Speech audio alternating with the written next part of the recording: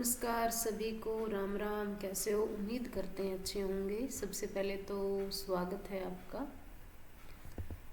आपके अपने चैनल जिसका नाम है एजुकेशन विद प्रमजित संधू। और अपना जो क्लास होगी, इंग्लिश पेडागोजी की क्लास होगी, रिकॉर्डेड क्लास है ये, जिसमें कि हम कंसेप्ट करेंगे। हमने एक्विजिशन थ्योरी पढ़ चुके हैं। अभी हम डिस्कस करेंगे लैंग्वेज टीचिंग के जो प्रिंसिपल हैं। ठीक है, आज का हमारा जो टॉपिक है वो है प्रिंसिपल ऑफ लैंग्वेज टीचिंग।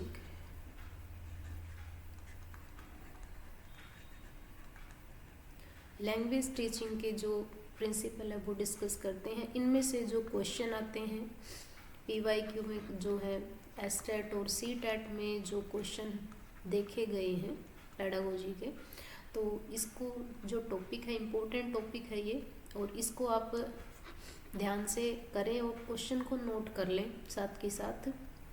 तो शुरू करते हैं अपने आज की क्लास, और सभी को न्यू ईयर की ढेर सारी शुभकामनाएं। तो करते हैं अपनी आज की क्लास शुरू। सबसे पहले यदि मैं यहाँ पे लिखूँ, अपना हेडिंग डाल लीजिए, प्रिंसिपल ऑफ, जिसमें कि हम बात करें जो भी आप पढ़ते हैं। प्रिंसिपल्स मतलब एक PAL होता है, एक PLES होता है। तो यहाँ पे प्रिंसिपल्स सिद्धांत से संबंधित है। ठीक है, सिद्धांत से संबंधित है, और जिसमें कि हम लैंग्वेज को टीचिंग करते हैं, यानी भाषा शिक्षण के संदर्भ में हम उसके कौन से सिद्धांत को फॉलो करेंगे। प्रिंसिपल होता है सिद्धांत। ठीक है, और भाषा शिक्षण में हम चाहे हिंदी की पेडागोजी पढ़ें चाहे इंग्लिश की, उसमें कंसेप्ट जो है वो लगभग सेम ही है, क्योंकि दोनों क्या है, लैंग्वेज हैं। तो यहाँ पे हम सिद्धांत की बात करते हैं। सबसे पहला जो अपना सिद्धांत है वो हम पढ़ते हैं, जिसमें कंसीडर द होल पर्सन। पहला है आपका कंसीडर द होल पर्सन, मतलब कि जो व्यक्ति है, व्यक्ति अपने पास कौन सा होगा, टीचर। ठीक है, जो टीचर को चाहिए कि वो क्या करेगा, कंसीडर करेगा स्टूडेंट्स को कंप्लीट, यानी डिफरेंट एस्पेक्ट में, एक इंडिविजुअल के रूप में देखेगा। इंडिविजुअल स्टूडेंट्स को कंसीडर करके ही वो टीच करेगा। इंडिविजुअल स्टूडेंट्स को कंसीडर करेगा, कहने का मतलब एक कंप्लीट जो साइकोलॉजी जो कहते हैं, जिसमें कि हम पढ़ते हैं, उसका स्टूडेंट्स का बैकग्राउंड कैसा है, स्टूडेंट के बैकग्राउंड को देखते हुए, ठीक है, उसकी साइकोलॉजी क्या है स्टूडेंट्स की, ठीक है, साइकोलॉजी क्या है, और जिसमें कि उसका बैकग्राउंड क्या है। ठीक है, तो इन बातों को ध्यान में रखते हुए ही क्लास टीचर उसको क्या करेगा, गाइडेंस प्रोवाइड करवाएगा। गाइडेंस प्रोवाइड करवाई जाएगी, प्रोवाइडेड बाय टीचर्स। किसको, स्टूडेंट्स को। ठीक है, इंडिविजुअल स्टूडेंट्स का हमें बैकग्राउंड देखना है, उसके बाद उसकी गाइडेंस प्रोवाइड की जाएगी। और फिर बात करें सेकंड क्या है, सेकंड कंसेप्ट अपना क्या कहता है, सेकंड प्रिंसिपल कहता है कि हमें लैंग्वेज लर्निंग को क्या करना है, हैबिट फॉर्मेशन, यानी कि हमें जो बच्चे की है लैंग्वेज को सिखाने के लिए बनानी पड़ेगी हैबिट। तो सेकंड आएगा आपका हैबिट फॉर्मेशन। अगर बच्चे को भाषा सिखानी है तो वो कैसे होगी, जिसमें आपका एक स्टूडेंट्स की इनेट कैपेसिटी होती है, इनेट कैपेसिटी। ठीक है, इनेट कैपेसिटी होगी जो कि लैंग्वेज को सीखता है, तो उसके अंदर क्या है, क्रिएटिविटी क्रिएटिव एक्टिविटी के बेस पे वो सीखता है, ठीक है। क्रिएटिव एक्टिविटी होगी जिसके बेस पे वो लैंग्वेज, कोई भी भाषा है उसको सीखता है। तो ये कंसेप्ट जो इनेट कैपेसिटी का जो कंसेप्ट है वो किसने दिया था? ये था आपका नोम चॉम्स्की का, ठीक है। ये किसका है? नोम चॉम्स्की का है, जो कि LAD कंसेप्ट के अंदर आता है, ठीक है। लैंग्वेज एक्विजिशन डिवाइस में आता है। तो हैबिट फॉर्मेशन किसके माध्यम से की जाएगी? यहाँ पे एक मेथड बताया गया कि लैंग्वेज क्या है, बच्चे को बोलने की आदत कैसे होगी, उसके अंदर क्या है? LAD है, लैंग्वेज एक्विजिशन डिवाइस है। जैसे जैसे बच्चा क्या करता है, अपने पेरेंट्स से कुछ वर्ड है वो एक्वायर करता है, ठीक है, वो एक्वायर करेगा और उसको वो अपने एनवायरनमेंट में यूज़ करता है, ठीक है, उसको हम बोलेंगे हैबिट फॉर्मेशन। उसके बाद है नेक्स्ट, थर्ड क्या है? हमें स्टूडेंट्स को इन्वॉल्व करना है, कीप द स्टूडेंट्स इन्वॉल्व, ठीक है। इन्वॉल्व करना है हमें स्टूडेंट्स को, जो भी लैंग्वेज सिखाते हैं तो उसकी इन्वॉल्वमेंट कैसे होगी? बच्चे को बोलेंगे कि ये पोएम सुनाओ, ये वर्ड मीनिंग का यूज़ करो, सेंटेंस बनाओ, ठीक है। जैसे यूज़ ऑफ सेंटेंसेस का यूज़ करते हैं। दूसरा पोएम, जो ताकि उनको ज़्यादा से ज़्यादा बोला जाए। कोई आपकी जिसको हम कहेंगे ग्रुप डिस्कशन, ठीक है, ग्रुप डिस्कशन भी किया जाता है, जिससे कि बच्चे की बोलने की क्षमता है वो बढ़ती है। हमें एक्टिविटी बेस होगा, कोई भी एक्टिविटी करवाते हैं तो वो एक्टिविटी बेस जो परफॉर्मेंस होगी वो क्या होगी? बच्चे को इन्वॉल्व करेगी, किसमें? लैंग्वेज को सीखने में, ठीक है।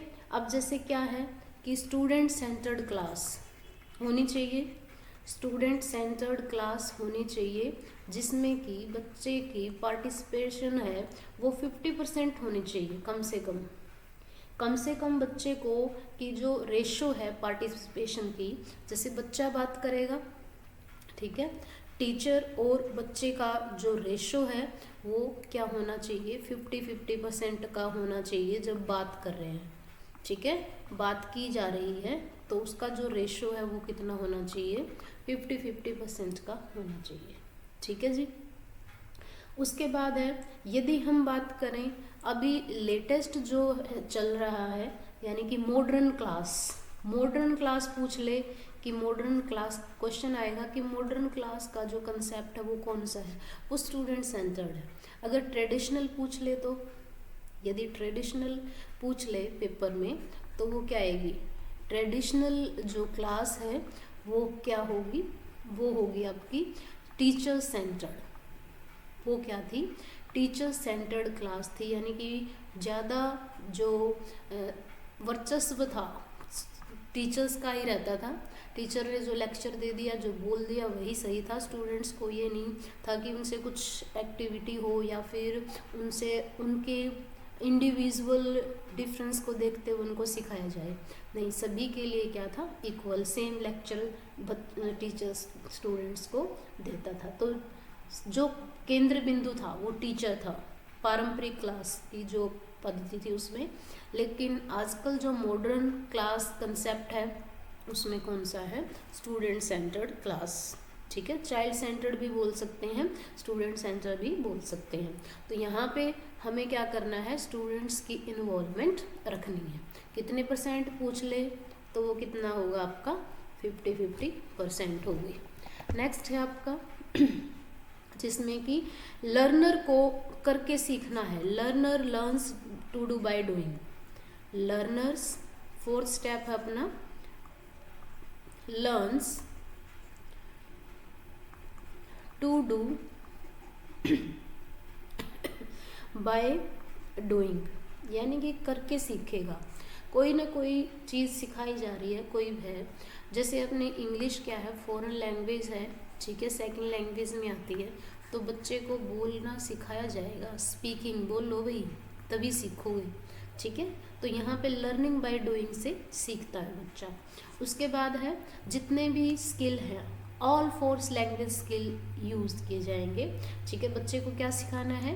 Teach all 4 language skill. कितने स्किल होते हैं?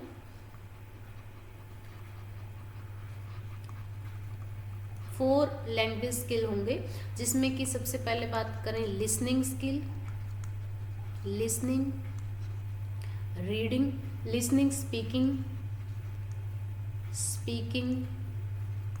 Reading and writing. ठीक है, रीडिंग और राइटिंग, ये LSRW का जो कंसेप्ट है उससे लिया गया है। क्या 4 स्किल होते हैं सीखने के लिए? सबसे पहले बच्चा सुनता है, ठीक है, फिर बोलता है, फिर पढ़ता है और उसके बाद लास्ट में लिखता है। ये नहीं है कि बच्चे को पहले लिखना सिखा दो, नहीं।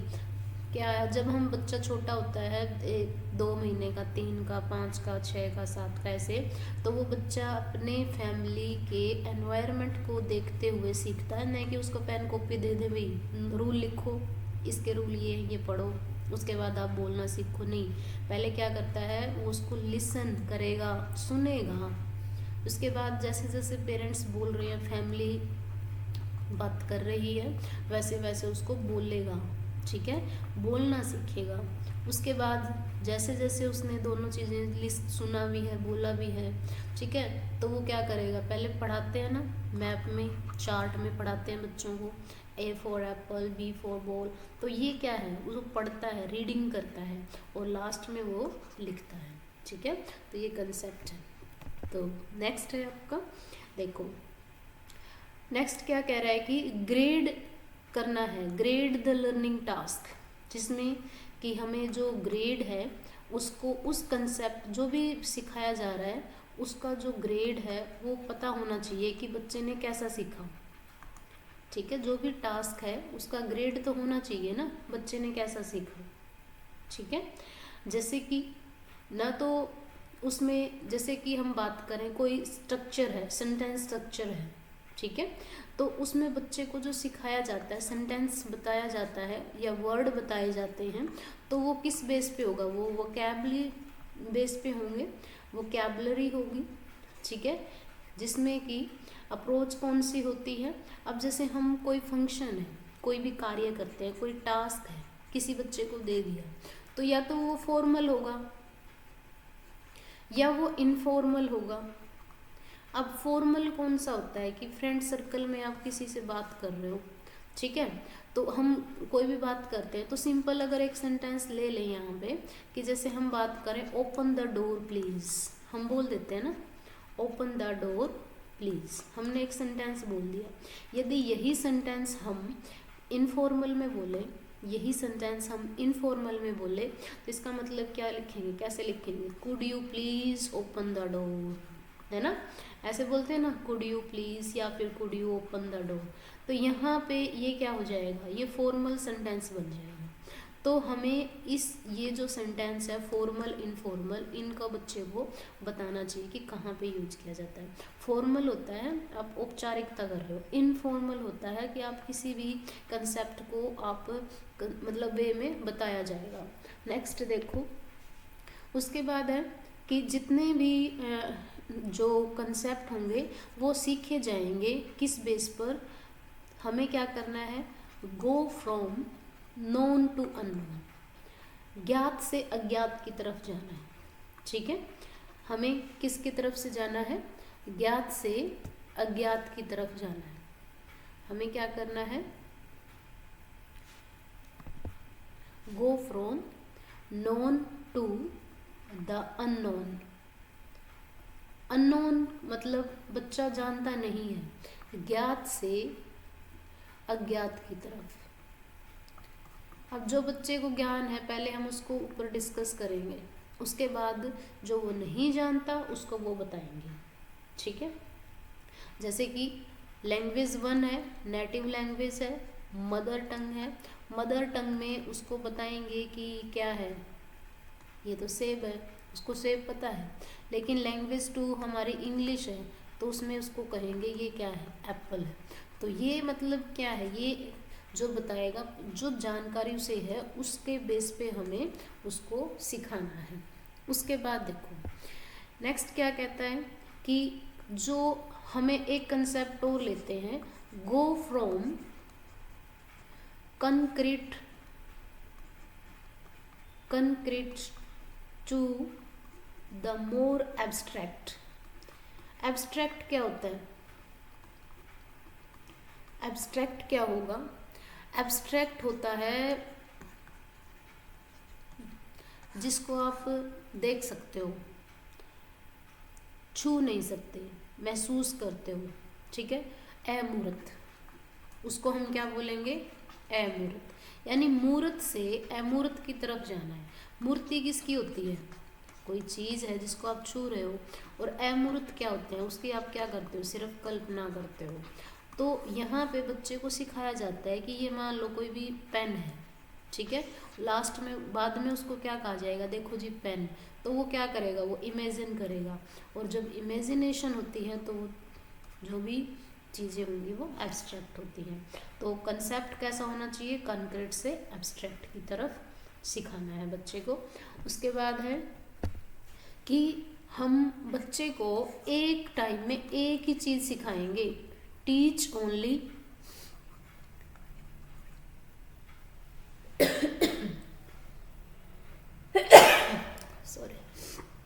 टीच ओनली वन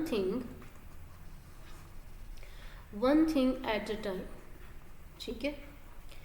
एक टाइम में एक ही चीज़ सिखाएंगे। या तो बच्चे को सिखाओ भाई वो क्या,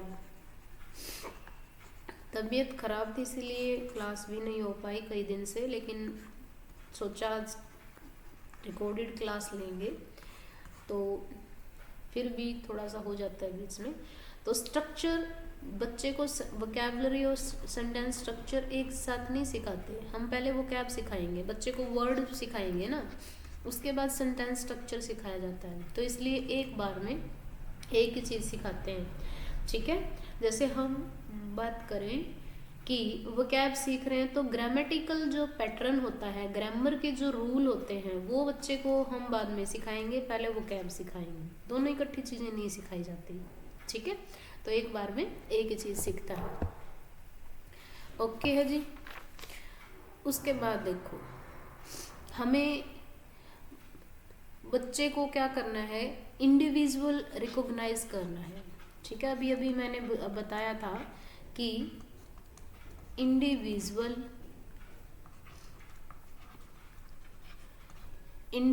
डिफरेंस के साथ सिखाना है, ठीक है। इंडिविजुअल डिफरेंस के साथ सिखाना है, जिसमें कि जो भी स्टूडेंट्स होगा वो एक क्लास में कंप्लीट एक ही कंसेप्ट को नहीं सिखाएंगे, इंडिविजुअल को सिखाएंगे, यानी व्यक्तिगत। इंडिविजुअल का मतलब क्या होता है? व्यक्तिगत। एक स्टूडेंट के लिए एक कंसेप्ट होगा, ठीक है। यानी कि मेथड क्या होगा? अब जिस स्टूडेंट्स की जो प्रॉब्लम है उसी को सॉल्व किया जाएगा, ठीक है। नेक्स्ट है हमें स्टूडेंट्स को सिखाते टाइम पेस को अलाइव रखना है। मतलब कीप द पेस अलाइव।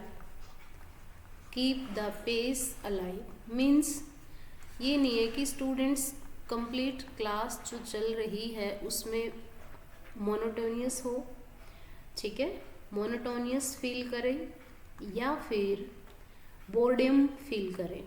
मतलब बोर्डियम फील करें।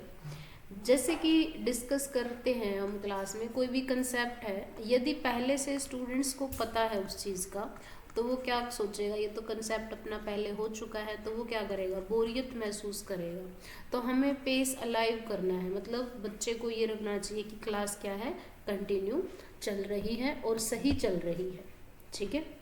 हमें उसके बाद क्या बताया कि टीच विद एग्जाम्पल। एग्जाम्पल के साथ सिखाना है। अब जैसे अभी एग्जाम्पल हमने लिया था कि हम क्या करेंगे, कंसेप्ट आप ज्ञात से अज्ञात की तरफ चल रहे हैं तो पहले जो बच्चे को आता है उसको एग्जाम्पल देंगे, ठीक है। ओके, तो एग्जाम्पल से ही लैंग्वेज की एक्सप्लेनेशन अच्छी होती है। अगर आप कोई भी लैंग्वेज सिखाते हैं तो उसको अच्छे से आप एक्सप्लेन कर सकते हैं, ठीक है, एग्जाम्पल के साथ। उसके बाद है मीनिंगफुल होना चाहिए। कंसेप्ट कैसा होना चाहिए? मीनिंगफुल होना चाहिए। मीनिंगफुल मतलब कि आप कोई भी कॉन्टेक्स्ट लेते हैं तो अर्थपूर्ण होना चाहिए, क्लास से संबंधित होना चाहिए, ठीक है। उसके बाद है टास्क असाइनमेंट। बच्चे को क्या देना चाहिए? असाइनमेंट। असाइनमेंट कैसा होगा कि जो क्लास में क्लास वर्क है उसी के बेस पे होमवर्क होना चाहिए, ठीक है, उसी के बेस पे होमवर्क होना चाहिए, ठीक है। जो क्लास वर्क है उसी के बेस पे क्या होना चाहिए? होमवर्क होना चाहिए। तो कहने का मतलब है कि असाइन किया जाएगा कि आप स्टूडेंट्स को इन्वॉल्व कर रहे हैं, क्लास में भी सिखा रहे हैं। लर्निंग कहाँ हो रही है? क्लास में भी सिखाई जा रही है और होमवर्क भी किया जा रहा है। तो होमवर्क क्या करता है? वो प्रैक्टिस करवाने का काम करता है। वो क्या काम करता है? प्रैक्टिस के लिए यूज़ किया जाता है। तो असाइनमेंट कब होगा? जब वो क्लास वर्क दिया जाता है उसके बेस पे होमवर्क करवाया जाता है, ठीक है जी। उसके बाद क्या बताया कि कोई भी जो है बच्चे को क्या होना चाहिए? Give students a feeling of confidence, ठीक है। स्टूडेंट्स को कॉन्फिडेंस आना चाहिए। आप जो सिखा रहे हो कि मैं अच्छे से सीख रहा हूँ। Give students a feeling of confidence, feeling of confidence, जिसमें कि बच्चा क्या करेगा? कोई भी काम करता है तो वो अच्छे तरीके से विश्वास के साथ और एनर्जी के साथ वो काम करेगा। कॉन्फिडेंस होना चाहिए, ठीक है, ताकि उसको क्या मिले? सक्सेस मिले। और एनकरेजमेंट भी होना चाहिए, एनकरेज हो, वो काम से उत्साहित हो, ठीक है, एनकरेजमेंट भी होनी चाहिए। एजुकेशन कैसी होती है? कैसी होनी चाहिए? गियर्ड ऑन सक्सेस, ठीक है, जो कि सक्सेस को आगे की तरफ बढ़ाए, ठीक है। और यूज़ किसका करना चाहिए? हमें बताया ऑडियो विजुअल एड्स का यूज़ करना चाहिए। ये प्रिंसिपल है सभी। ऑडियो विजुअल एड्स का प्रयोग करना चाहिए, जिसमें कि बच्चे को सिखाते हैं कि आप जैसे कि मैंने अभी बोर्ड का एग्जांपल, अब जैसे आपके सामने ये बोर्ड है, ठीक है, डिजिटल बोर्ड की तरह यूज़ हो रहा है। तो आपको जो दिखाई दे रहा है वो आप देख रहे हो, अच्छे से सुन रहे हो, वॉइस क्लियर होनी चाहिए, ठीक है। जो ऑडियो विजुअल का मतलब, ऑडियो का मतलब होता है सुनना, सुनने से संबंधित, श्रवण जिसको हम बोलेंगे, ठीक है। और विजुअल मतलब दृश्यात्मक, यानी कि जो देखी जाने वाली सामग्री है। तो दोनों का प्रयोग होना चाहिए बच्चे को सिखाते टाइम, ताकि बच्चे जो आपकी टीचिंग लर्निंग जो प्रोसेस है, ठीक है, टीचिंग लर्निंग जो प्रोसेस है, शिक्षण और अधिगम की जो प्रक्रिया है, प्रोसेस है, उसको वो इफ़ेक्टिव बनाता है, ठीक है, एड्स, ठीक है। तो ये क्या करते हैं? इफ़ेक्टिव बनाते हैं, जिससे कि बच्चा आसानी से सीखता है। उसके बाद नेक्स्ट क्या है कि अगर आप बच्चे को अच्छे से सिखाते हैं, टीच वेल बिफोर टेस्ट, ठीक है, teach well before you test, यानी टेस्ट लेने से पहले बच्चे को सिखाओ कि आप उस कंसेप्ट को अच्छे से सिखा दिया, उसके बाद आप क्या लोगे? टेस्ट लोगे। यदि बाय चांस स्टूडेंट्स फेल हो जाता है, ठीक है, तो उसके लिए आप क्या करेंगे? उसके लिए आप यूज़ करेंगे क्या? डायग्नोज करेंगे, ठीक है, कारण क्या थे, कॉज जानेंगे, डायग्नोज किया जाता है। उसके बाद उसकी क्या की जाएगी? ओवरकम किया जाएगा, यानी कि इवैल्यूएशन किया जाता है, ठीक है। अब इवैल्यूएशन क्या हो सकता है? या तो पुअर टीचिंग हो, भाई सिखाया अच्छे से नहीं गया, पुअर टीचिंग हो सकती है, या फिर पुअर टेस्टिंग भी हो सकती है, ठीक है, लर्निंग भी हो सकती है, ठीक है।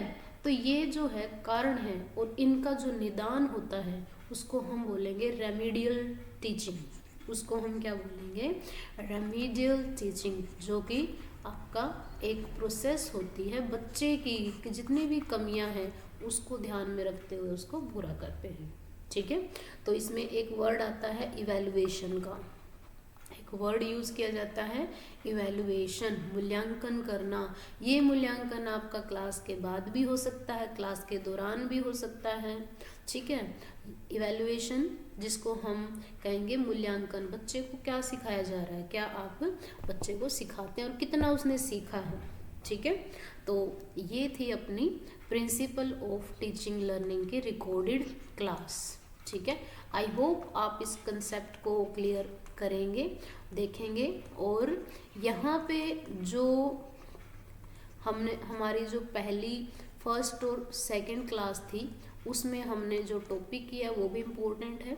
और आज हम ये जो रिकॉर्डेड क्लास है आप इसको देखना, ठीक है, जो रिकॉर्डेड क्लास है, क्योंकि जब टाइम होगा तभी हम लाइव क्लास भी लेंगे, जल्दी ही लेंगे, शायद कल हो आपकी लाइव क्लास। तो रिकॉर्डेड क्लास ज़रूर देखें, ताकि कई दिन हो गए क्योंकि टॉपिक हमारा बीच में रहता है, तबीयत ख़राब थी इस कारण से मैं क्लास नहीं ले पाई। तो यहाँ पे अपना जो ये टॉपिक है इसको ज़रूर करें, मोस्ट इम्पोर्टेंट है एस्टेट और सीटेट के पॉइंट ऑफ व्यू से, ठीक है। तो यहाँ पे जो टॉपिक है वो आप कर सकते हैं। तो thank you so much, take care. आज के लिए इतना ही, थैंक यू।